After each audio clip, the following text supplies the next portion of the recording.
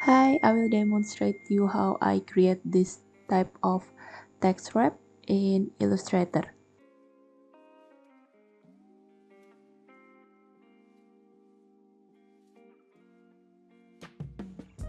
First, prepare whatever text you want and then go to Effect, Wrap, and just choose randomly. Now I will fast forward the video, and overall you can just play around with all the available adjustment, or maybe you can copy paste whatever I did here.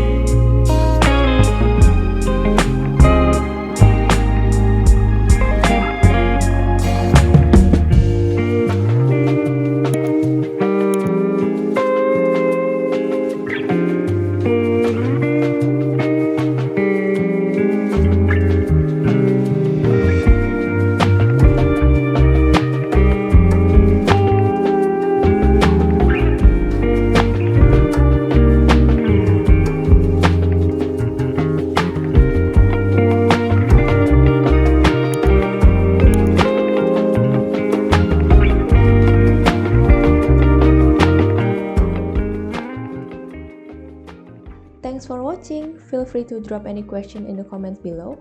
And if you enjoyed the video, please like, share, and subscribe to my channel for more content.